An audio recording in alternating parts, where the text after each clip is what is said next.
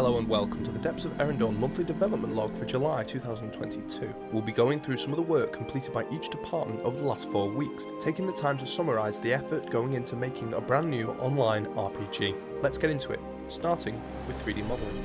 The Zentrigal returns to centre stage this month as the team focuses on creating a range of protective bodices for the arachnid. Through the month, the team have gone from the early stages of blocking out to finishing the sculpts and setting them up for texturing. The Zentrigal enemy will have 3 tiers of armour, each more distinct than the last. Each set will show the power that the Zentrigal wearing it possesses. The team incorporated the arachnid's origins into the armour design, following the natural exoskeleton along the spine and adding spikes and webbing across the bodice. When completed, the team would retopologise the sculpts and unwrap them, preparing them for a splash of colour over the coming weeks.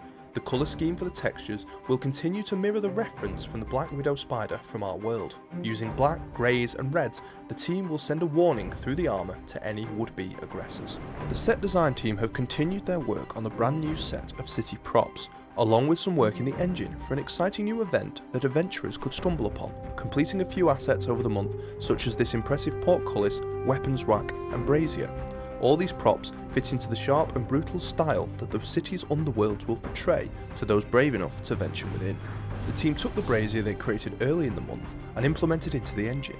This asset will become part of an event that will take place in Erendorn and its dungeons. Events are a key aspect of Depths of Erendorn, ensuring that no two adventures are the same. Once in engine, adding textures and visual effects, the team portrays the dark magic that has corrupted this brazier. A new member joins our client-side team this month. They've been thrown at the deep end as the team continue to work on the new engine update. The main focus of the month has been on the open world, with many new features coming to improve the landscape of Erendorn. A new system, a Zone XP painter, has been put into place so areas can be painted into zones. These zones will be allocated at a certain level so they will spawn creatures without the need to manually place them. This will be a huge time saver when creating the inhabited world of Erendorn, a world that has also added combat, which have been redefined through the month. Ambient sounds have also seen some love as the team's set to add atmosphere to the dark dungeons. On the player side, the inventory system has been tweaked to include the implementation of context menus, making it easier and quicker for players to navigate through menus. On the server side of things, the code to implement vendors into the game has been created. Along with this, a manager for dialogue has been added, giving the client team a basis to start working on market stalls and shops. But what is the use of a vendor with nothing to sell? Luckily, loot from enemies now distributes correctly, combined with tweaks to how the inventory is handled within the server, brings the team closer to finalising the gameplay loop. To further solidify the loop, the team have also made changes to the open world combat and the world event framework, meaning adventurers can now go out into the world, find some enemies, kill said enemies, collect their loot, and then sell said loot. This sets an exciting precedent for the next few months of development as the team looks towards early alpha gameplay. The animation team have been busy throughout the month, starting with the cycles for the Mantisaur enemy. The oversized insect now has animations for the core aspects of gameplay, such as an idle, walk, run, damage taken, attack and death. Taking reference from the praying mantis in our world, the team have incorporated many of the insect-like tendencies, using flickering of the antenna and lower abdomen along with quick movements of the head, solidify the Mantisaur with its insect-like cousins.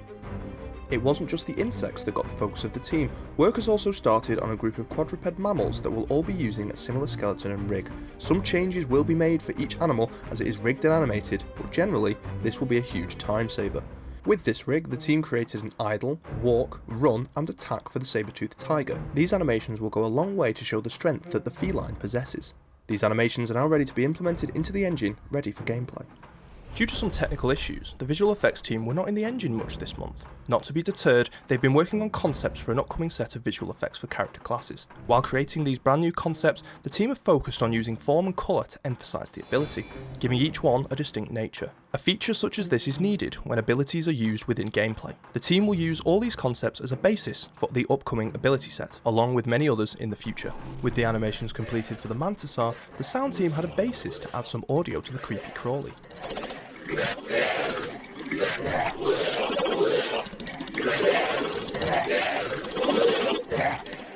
Using a variety of clicks and growls, a sinister aura has been built up.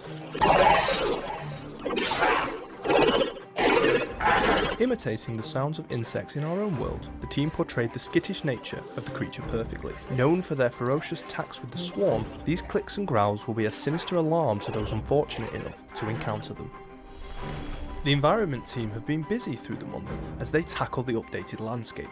Due to technical issues with the port over the updated engine, the team decided that a new landscape would be needed. This also gave them an excuse to refresh the terrain. Once completed, the team started implementing all the assets that would have been misplaced due to the landscape update. While reintroducing the assets, the team did an optimization pass, making it easier for the system to load the initial area of Erendorn.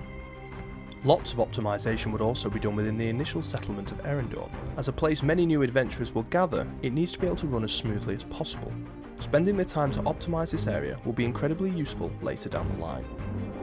We have decided to add another section to our video logs that we may not have been able to cover elsewhere but definitely deserves recognition. The concept artists have been working tirelessly to create primary resources for the team to build from. Throughout the month we've seen a jailhouse, library and a chapel brought to life through these fantastic concepts.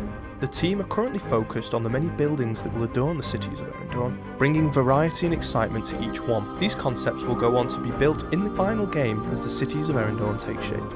Along with the buildings, some of the team have been working on the concepts for the Druid. Similar to the Zentragal, the Druid will have 3 tiers of armour portraying their level to adventurers. These concepts show the iteration done by the artists as they get closer to finalising the Tier 1 armour. Once these concepts have been finalised, they'll be handed off to our 3D modellers, who will start blocking out the Druid's protective gear.